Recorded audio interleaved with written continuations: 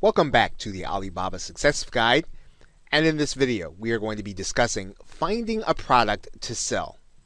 Now, one of the things you'll notice about Alibaba is that the actual process of starting your product search is going to be fairly straightforward, and it's going to be intuitive when you see the actual interface. You will be browsing product categories and browsing the search for what you're basically looking for in terms of a product. Now, of course, you should already have some idea of the market that you're going to be looking for. Now, on Alibaba, there are basically two ways to conduct your searches, and we will be looking at them in a minute. You can either search for items based on product descriptions, or you can search for items based on suppliers. So first, let's take a look at browsing categories. Alibaba will have a number of categories here on the side, and of course a number of subcategories, and you can actually start your search based on the market that you know that you're looking to get into. So for example, if you're going to be looking at men's clothing, and in particular men's shirts, you can start your search inside of a category and go inside of men's clothing.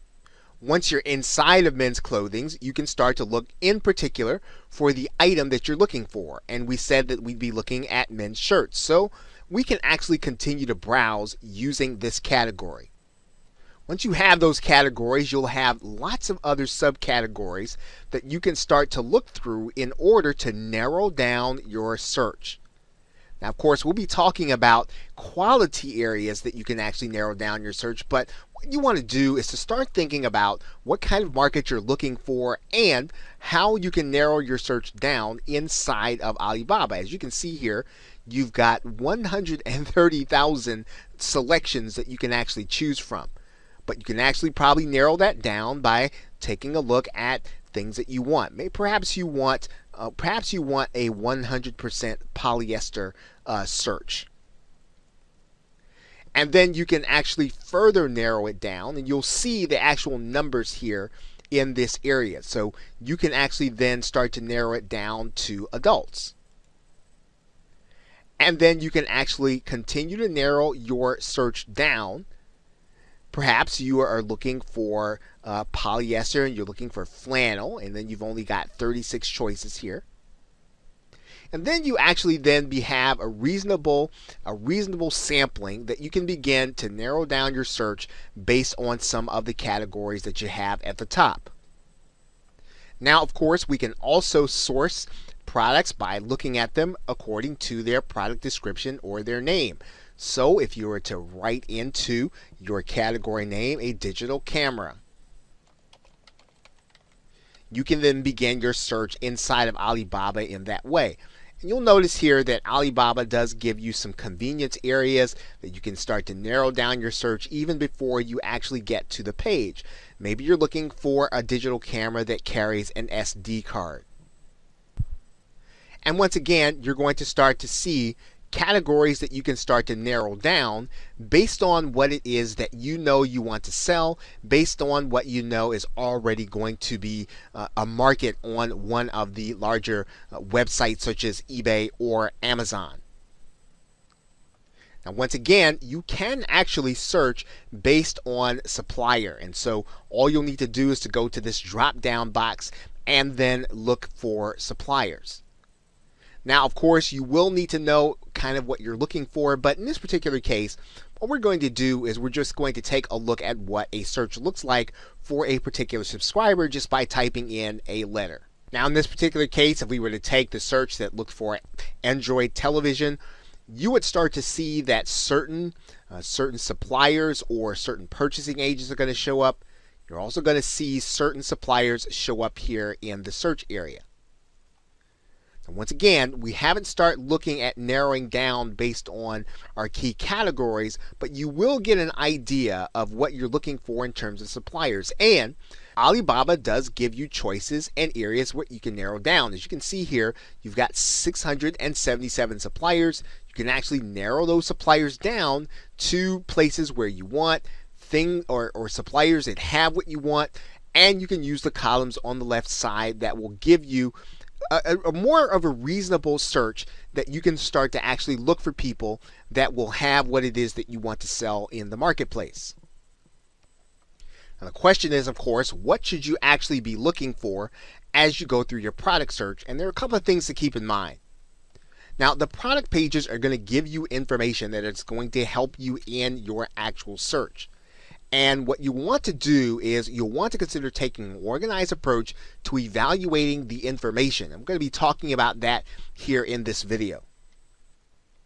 Now, you're looking at a fairly basic page here that will give you product information. And we're going to be talking about what actual information we should be looking for as we go through each particular product page. But this is very similar to what a product page is going to look like as you start to narrow down your search.